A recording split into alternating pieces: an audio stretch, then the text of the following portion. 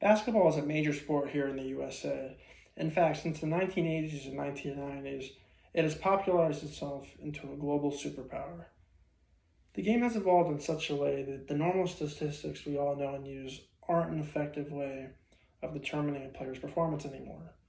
It's not as if these statistics are obsolete. They still have their place. They still have their place in the sport, but they do not tell the whole story as we all see it. True shooting percentage, an advanced statistic that properly measures how well a player is shooting from the floor, as opposed to just looking at regular field goal percentage, provides us with the context and perspective that we need to make an accurate representation on how well a player is shooting the basketball.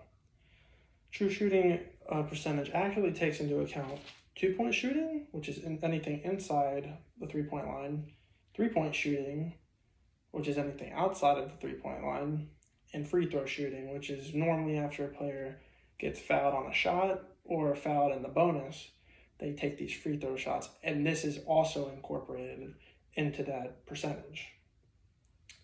In basic terms, the efficiency is then boiled down to a simple number, which can provide us context on each player and how well they shoot the basketball. Of course, there are many other ways to tracking how well a player contributes to his team. There's rebounds, there's assists, there's steals, there's blocks. All of these other factors contribute to a player's performance because rebounds shows how many positions you start for your team.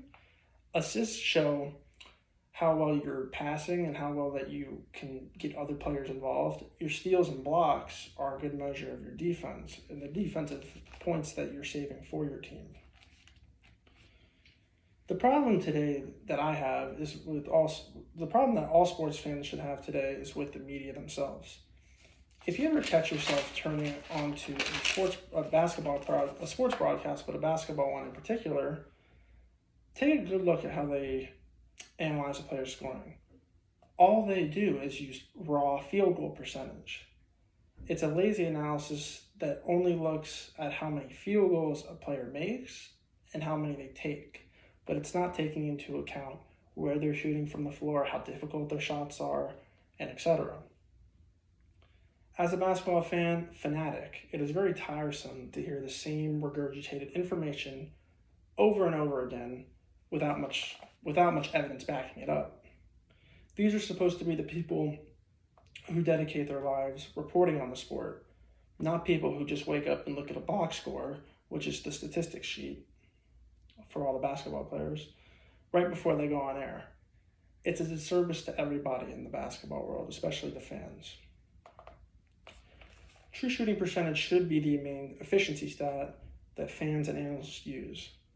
It takes into account all shot types while accurately representing how well an individual can score from all areas on the court.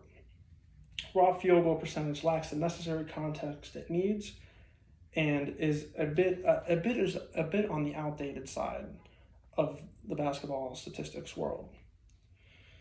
We should always look for ways to adapt and evolve, even if it means taking a step outside of our comfort zone.